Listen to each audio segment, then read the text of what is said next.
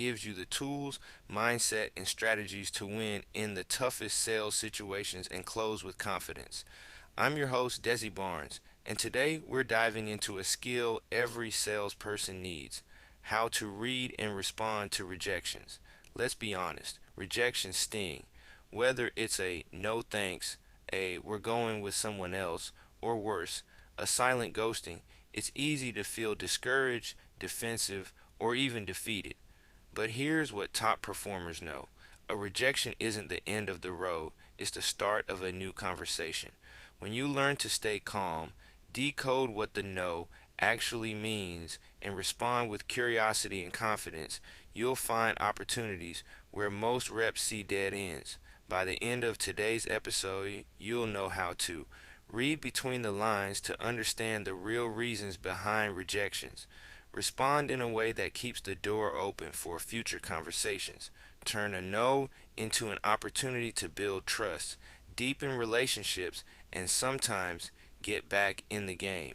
Rejections are tough, but with the right approach, you can turn them into stepping stones for your next win. Let's get into it. One, two, three, four.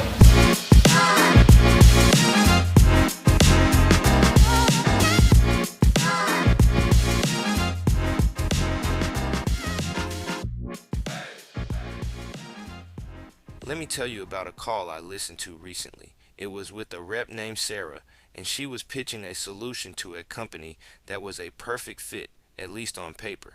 The call started strong. Sarah built rapport, asked great questions, and the demo went well. But at the end of the call, the buyer said, "Sarah, I really appreciate the time, but we're just not interested right now." Here's what happened next. Sarah froze. She paused awkwardly, said something like, "I understand. Let me know if anything changes," and hung up. Sound familiar? Sarah did what most reps do when they hear rejection. She accepted it at face value and walked away. But here's the thing: a rejection like, "we're not interested," isn't always what it seems. Most buyers don't reject you outright. They're rejecting based on a misunderstanding of the value, a fear of change or risk, a hesitation they haven't shared yet. Rejections are often surface level defenses that mask the real issues underneath. Top performers don't take no at face value. They read between the lines, ask the right questions, and respond in a way that keeps the conversation alive. Here's the mindset shift I want you to adopt. A no is never final. It's feedback. It's feedback that something's missing, whether it's clarity, timing, or trust. And when you respond the right way, you can uncover what's really driving the rejection. Position yourself for future opportunities. Leave the door open so you're the first person they think of when priorities shift. Today, we're breaking it down into three actionable tactics: how to decode what a no really means, how to respond in a way that builds trust and keeps the door open, how to position yourself for a yes in the future. By the end of this episode, you'll have a playbook for turning rejections into opportunities so you never feel stuck or defeated when a buyer says no. Let's get started with Tactic 1: how to decode what a no really means. Let's dive into Tactic 1: how to decode what a no really means. Here's the truth: a rejection is rarely about you personally, and it's rarely as final as it sounds. Most of the time, a no isn't really no forever, it's just a symptom of something deeper. But most sales reps hear, "we're not interested," or "now's not the right time," and stop there. They take it at face value, hang up, and move on. Top performers, they know how to read between the lines and decode what's really driving the rejection. Here's the key: a no often means one of four things. They don't see the value, they don't trust the solution, they don't feel the timing is right. They're avoiding confrontation because it's easier to say no. Once you understand which of these is driving the rejection, you can respond in a way that addresses the real issue. Let's break this down step by step. Step 1: identify the type of no. The first step to decoding a rejection is to identify what type of no you're hearing. Is it about value, trust, timing, or avoidance? Here's how you identify the difference. We don't see the value. Sounds like it's not a priority for us right now, or we're not sure it's worth the investment. Translation, they don't yet understand how your solution solves a problem or delivers ROI. We don't trust the solution. Sounds like we're not sure this will work for us. Or we've tried something similar before and it didn't deliver. Translation, they're skeptical about whether your solution will actually deliver results. The timing isn't right. Sounds like we're too busy right now. Or call us next quarter. Translation, they might see the value, but other priorities are taking center stage. We're avoiding confrontation. Sounds like we're not interested, or let me think about it. Translation, they don't want to share the real reason, so they're giving you a polite brush off. Real example. A rep I coach heard, "We're not interested," on a discovery call. Instead of backing off, he asked, "I completely understand. Can I ask, what's your biggest priority right now?" The buyer admitted they were focused on reducing operational costs. That told the rep the issue wasn't interest, it was perceived value. He adjusted his messaging to focus on cost savings and ROI, and the conversation moved forward. Step 2, ask clarifying questions to dig deeper. Once you've identified the type of no, the next step is to add clarifying questions that uncover the real reason behind the rejection. Here's the key: you're not pushing back or arguing, you're staying calm, curious, and genuinely interested in understanding their perspective. Here are three powerful clarifying questions you can use. I understand this might not be a priority right now. Can I ask, what's your biggest challenge at the moment? This uncovers where their focus really is and lets you tie your solution to their top priority. Out of curiosity, what concerns you most about moving forward with a solution like this? This gets them to open up about trust or skepticism issues. What would need to change for this to feel like a no-brainer for you? This helps you uncover what's missing and gives you a roadmap to address it. Example conversation. Buyer, "We're not interested right now." You, "I understand it sounds like timing might be the issue. Can I ask, what's your biggest focus this quarter?" Buyer, "We're really focused on improving team efficiency." You, "Got it. One of the ways we've helped other teams is by reducing manual processes by 30%. Would it make sense to explore how we could do the same for you?" By asking questions, you shift the conversation from rejection to exploration. You show the buyer that you're listening, that you care about their priorities, and that you might have a solution they need. Step 3, listen for opportunities in their response. The final step is to listen carefully for opportunities hidden in their response. Buyers will often give you clues about how you can keep the door open. Here's what to listen for: new priorities. They might mention a challenge or project that aligns with your solution. Timing cues. If they say, "Call me next quarter," set a reminder and come back stronger. Frustrations with their current situation. If they hint at pain points, that's your chance to position your solution as the fix.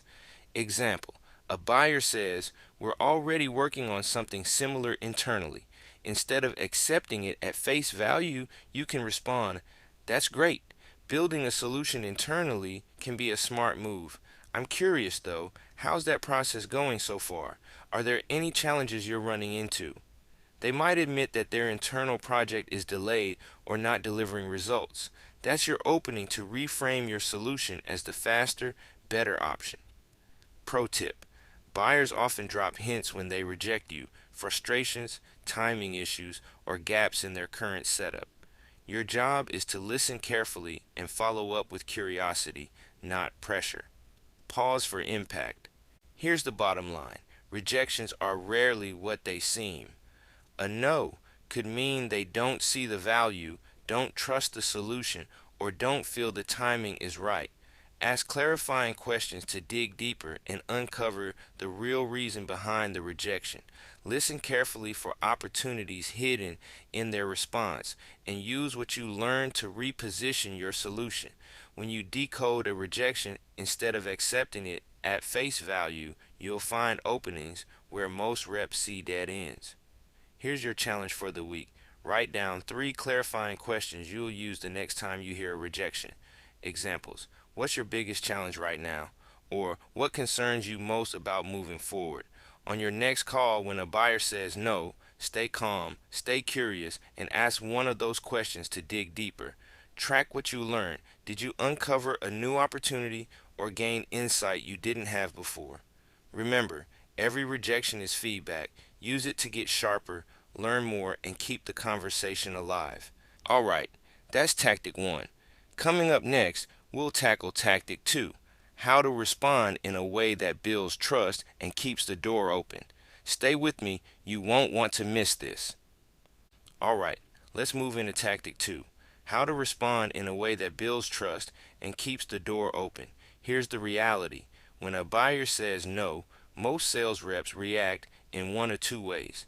They give up too quickly and say, I understand, thanks for your time, and walk away. They push too hard and come across as desperate or overly aggressive. Neither approach works. If you back off too quickly, you miss out on future opportunities. If you push too hard, you lose the trust you've built. Top performers take a different approach. They know how to respond to rejection in a way that shows they're listening and empathetic, positions them as a trusted advisor, not a pushy salesperson, keeps the door open for future conversations when priorities shift. Here's the 3-step framework to do this effectively. Acknowledge and empathize with the rejection. Offer value without pressure. Leave the door open with a clear, confident next step. Let's break this down step by step. Step 1: acknowledge and empathize with the rejection. The first step is to acknowledge the rejection and show empathy. Buyers want to feel heard and understood, especially when they're saying no. When you respond with understanding, you build trust and keep the conversation positive. Here's what this looks like.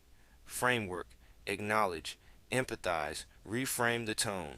Example responses: I completely understand. Name: it sounds like this isn't the right time, and I respect that. I appreciate you being upfront. Name: timing is everything, and it's smart to prioritize what's most important right now.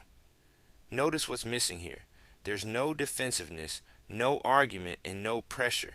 You're simply acknowledging where they're coming from and showing you're on their side. Why this works: rejections are uncomfortable for buyers too. When you show empathy, you diffuse any tension and position yourself as someone they can trust, not just a salesperson chasing a deal. Step 2: offer value without pressure. Step 2 is where you separate yourself from the competition. You offer value without asking for anything in return. Most buyers expect you to push back when they reject you. Instead, surprise them by sharing something valuable: an insight, a resource, or a new perspective, so you stay top of mind and show you're here to help, not just sell. Here are 3 ways to add value after a rejection. Share a relevant resource or insight. Totally understand. Name: by the way, I came across this report on Industry Challenge that might be helpful as you're working through specific goal. Would you like me to send it over? Offer to check back in with a reason. I hear you. Timing isn't right. A lot of companies I work with face the same thing, and priorities shift. How about I check back in a couple of months when things settle down? Provide a thought-provoking question. No problem at all. Name: out of curiosity, what would need to change in your business for this to feel like a priority? Real example: a rep I worked with recently got a no from a VP of sales who said, we're not ready to make a decision right now. Instead of pushing, the rep responded, I totally get it. This might not be the right moment. By the way, here's a quick one-pager on how we helped a similar team shorten their sales cycles by 20%. If nothing else, it might give you some ideas. The VP thanked him and promised to take a look. 2 months later, when priorities shifted, the VP reached back out because the rep had stayed helpful and top of mind. Pro tip: always be prepared with a resource, case study, or helpful insight. Adding value, even after rejection, keeps the door open and positions you as a trusted partner. Step 3: leave the door open with a clear, confident next step. The third and final step is to leave the door open with a clear, confident next step. Here's why this matters. Buyers often say no because of timing, priorities, or incomplete information. If you set a next step, you make it easy for them to come back to you when things change. Here's the framework: respect their decision, suggest a follow up, confirm the next step. Example responses: totally understand and aim. Things change quickly, and I want to make sure you're supported when the time is right.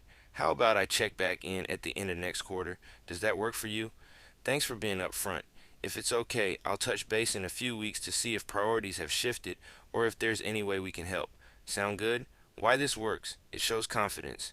You're not begging, you're leading. It gives the buyer an easy out while keeping the conversation alive. It sets you up as the first person they think of when they're ready to move forward. Real example: a rep I coached recently handled a no by saying, totally understand. I'll follow up next quarter to see if the timing's better. In the meantime, if you're ever curious about how we've helped teams like yours, just reach out. 3 months later, the buyer emailed him directly because his response was confident, professional, and pressure free. Pause for impact. Here's the bottom line: how you respond to rejection determines whether the door stays open or closes forever. Acknowledge and empathize with the rejection to build trust. Offer value without pressure. Share a resource, an insight, or a perspective that keeps you top of mind. Leave the door open with a confident next step so you're the first call when things change. When you respond this way, you show buyers that you're not just here to sell, you're here to help, and that's how you win the long game. Here's your challenge for the week: write out your response to a rejection using the framework. Acknowledge, offer value, suggest a next step. Prepare one resource or insight you can share to add value after a no. The next time you hear no, practice staying calm, adding value, and leaving the door open with confidence. Track how buyers respond. You'll be surprised at how many conversations stay alive just because you handled the rejection the right way. Alright, that's tactic 2. Coming up next, we'll cover tactic 3: how to position yourself for a yes in the future. Don't go anywhere. We're finishing strong. Let's wrap this up with tactic 3: how to position yourself for a yes in the future. Here's the deal: a no today doesn't mean no forever. Priorities shift, budgets open up, and problems become too big to ignore. Top performers know that how they leave the conversation after a rejection determines whether they get another shot when circumstances change. Your job is to plant the seed for future conversations so you're the first person they think of when they're ready. Here's the 3-step framework to position yourself for a yes down the road. Create a reason to follow up with value. Stay relevant and visible without being pushy. Time your follow up for maximum impact. Let's break this down step by step. Step 1: create a reason to follow up with value. The first step is to create a legitimate reason to follow up after a rejection. If you don't have a reason, it feels like you're just checking in, and buyers hate that. Here's how to do it: tie your follow up to something relevant. Share industry insights, new data, or case studies that align with their challenges. Example: I know timing wasn't right when we spoke, but I just saw this report on industry challenge and thought of you. It highlights a solution to pain point you discussed. Want me to send it over? Offer an update or new feature. If your product has improved or added features, use that as a touch point. Example: since we last talked, we've rolled out a new feature that helps teams like yours save 20% more time on specific tasks. I'd love to share more when you're ready. Use their timeline as a follow-up trigger. If they mention a future date or project, use it as a reason to reconnect. Example: you mentioned next quarter would be a better time to revisit this. I'll plan to reach out then with some updated insights. Sound good? Real example: a rep I worked with had a buyer who rejected him because budget wasn't available this quarter. Instead of walking away, he responded, totally understand. By the way, I just came across this case study on how similar company saved $50,000 annually using our solution. Would you like me to send it? Could be helpful as you plan for next quarter. The buyer agreed, and when the next quarter rolled around, the rep followed up with that context. The deal closed because the buyer remembered the value. Step 2. Stay relevant and visible without being pushy. Step 2 is to stay on the buyer's radar without coming across as annoying or desperate. Here's the thing. Buyers need to see your name more than once before they think of you when priorities shift. Here are 3 ways to stay relevant and visible. Share value on LinkedIn, connect with the buyer on LinkedIn, and post insights, case studies, or industry trends they'll find helpful. Example: if you're focused on cutting costs this year, this report breaks down the top areas where most companies overspend. Send helpful content via email. Every few weeks, share something that aligns with their priorities without asking for anything in return. Example: I thought of you when I saw this article on Industry Challenge. It highlights a solution I think you'll find useful. Check in with a purpose. If there's a big event, market trend, or change in their business, use it as a reason to reach out. Example: I noticed company is expanding into a new market. Congrats. That's an exciting move. If you run into any challenges with relevant pain point, I'm here to help. Real example: a rep I coached had a buyer who said, "We're going to revisit this next year." Instead of disappearing, the rep connected with the buyer on LinkedIn, commented on their posts, and shared industry insights every month. By the time next year rolled around, the buyer reached out first because the rep had stayed relevant and top of mind. Pro tip: don't overdo it. You want to stay visible, not spam them. The goal is to add value consistently so you're seen as a resource, not a nuisance. Step 3. Time your follow up for maximum impact. The final step is to time your follow up perfectly. Most deals are lost because salespeople either follow up too soon, before the buyer is ready, or too late, after they've moved on. Here's how to time your follow up effectively. Set reminders based on their timeline. If they say, "Call me next quarter," schedule that follow up and stick to it. Don't let it slip. Leverage triggers to follow up early.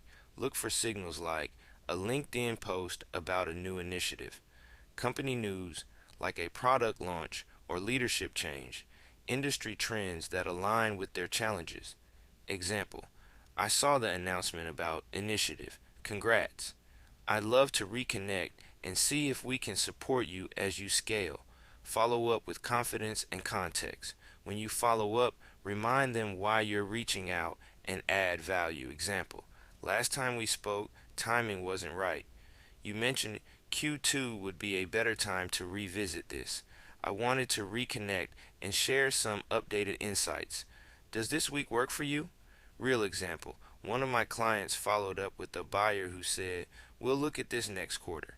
The rep used a news alert about the company expanding operations as a reason to reach out early. "I saw the news about your expansion. Congrats. If improving specific process is a priority as you scale, I'd love to pick up where we left off." The buyer appreciated the timing and re-engaged, and the deal closed a month later. Here's the takeaway. Positioning yourself for a yes in the future is about staying valuable, relevant, and timely. Create a reason to follow up with insights, resources, or updates. Stay visible and add value without being pushy. On LinkedIn, email, or with a quick check-in. Time your follow-up perfectly using their timeline or external triggers. When you combine these steps, you'll be the first person they think of when they're ready to move forward. Here's your challenge for the week. Identify 3 buyers who said no in the last 30 days. Create a plan to follow up with value. Share a resource, an insight, or an update. Set a reminder to reconnect based on their timeline, or find a trigger that gives you a reason to reach out sooner.